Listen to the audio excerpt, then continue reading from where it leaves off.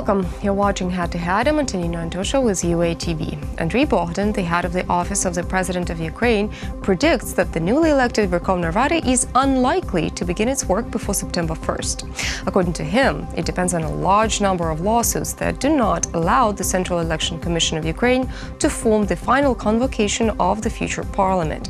To discuss the current political agenda in Ukraine, we're joined in the studio today by Dmytro Vasilev. He's a political expert. Hello and thank you for joining us. Hello, thank you for inviting. So 5 parties made it to the parliament, right? Those are Servant of the People, Opposition Platform for Life, European Solidarity, Batkivshina and Golos. And the majority of those parties are relatively new. And the people in those parties are so-called no names or no faces. So what's your take on the new Verkhovna Rada and what should we expect? Well, I think it's kind of a change of generations, and I think it is good for political system of Ukraine, which was kind of stagnated for the last 28 years. Right. Even those political parties which were in charge of our country from 2014 until 2019, until now time, I think, they were progressive and new, or let's say renewed in terms of their political objectives and the way they did business in Ukraine, political changes and changes in the countries, including the reforms which we're going through right now. I think they, in fact, have a lot of political representatives from old times and old political system of Ukraine. I don't say it is bad. It is just like this. But when we look at political party, Servant of People, and political party Golos, they are almost purely new. So basically, the virgins in terms of political affairs, they, as one of the political leaders from party Servant of People told that they are nobody in no politics names of Ukraine, no borders. He told very strictly and straight to them, saying that they are no borders in politics of Ukraine. And in these terms, they are totally new, which is good, because this is a great chance for Ukraine to start a new political tradition.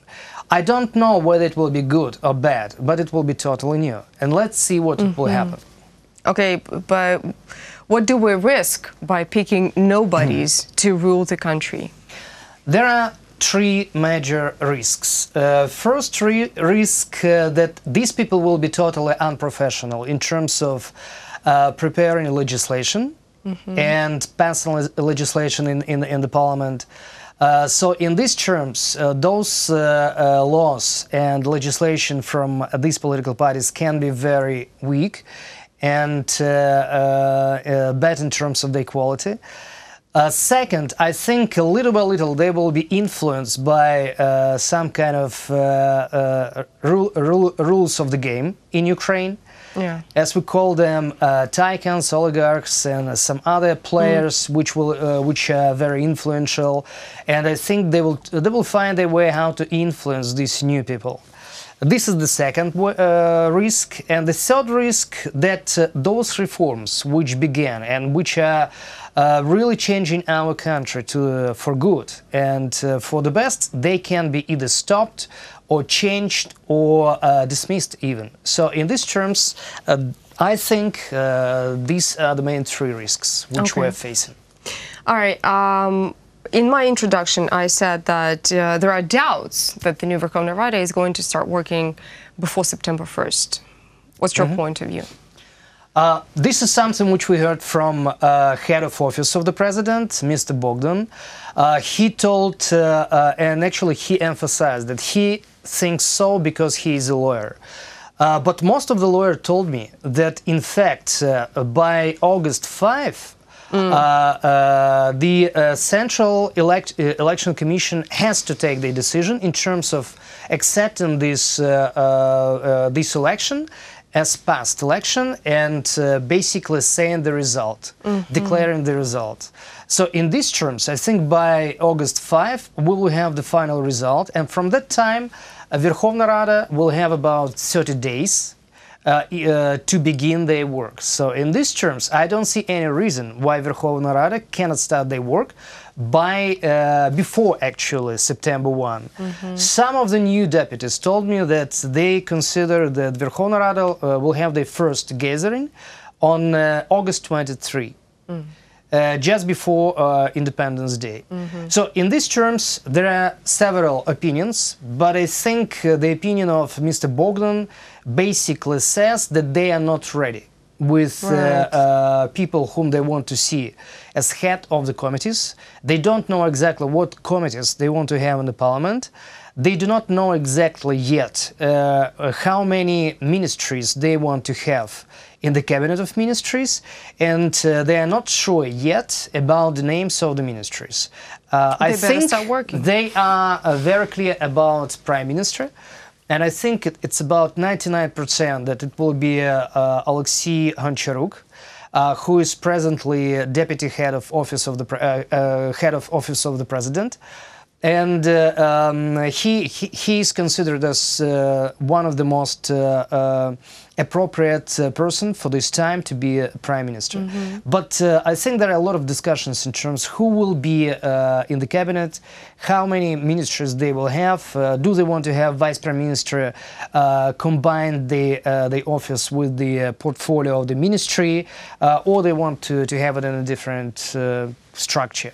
I think there are a lot of discussions. They don't have clear understanding yet. That's why Mr. Bogdan considers that they have to prolong this kind of waiting for the first gathering of the parliament. All right. Well, Volodymyr Zelensky got elected as president, and his political party got the majority seats at the parliament, almost. Now, those people can concentrate all the power in their hands. Either those, or one, or several people. Because I think the party discipline will be extremely strict, and everybody will have to vote according to a decision of the heads of the political party and the fraction. And let's say this majority, which will called major coalition of servant of people. And I think it is one of the tasks for today's gathering of this political party, of these deputies actually, in Truskavets, in Western Ukraine, to kind of learn what it means to become people's deputy, MP. But I think one of the first tasks which they have, to make team building in such a way that everybody understands that political discipline and voting discipline is something which is very important, and everybody has to listen to what, let's say, heads of the party and heads of the coalition will be saying. Okay, let's take a look at the nearest future. Do you think that President Zelensky and his team are going to continue Ukraine's path towards the European Union? He declared so, and I don't see any reason that he will not. So, from my point of view, most of the people who are collected in this party, in the management of the party and in the office of the president, are pro-European, pro-Western people. Likewise, President Zelensky, although he had a lot of businesses with Russia, but his declarations, his first meetings with the Western world and his awaited meeting with President Trump says that, in fact, his plan is to continue this movement of Ukraine to reintegrate with the European nations and European family. Well, I guess we'll have to wait and see. Thank you so much for coming. Thank you. That was Dmytro Vasilyev. He's a political expert. Thank you so much for watching UA TV. Stay tuned for more.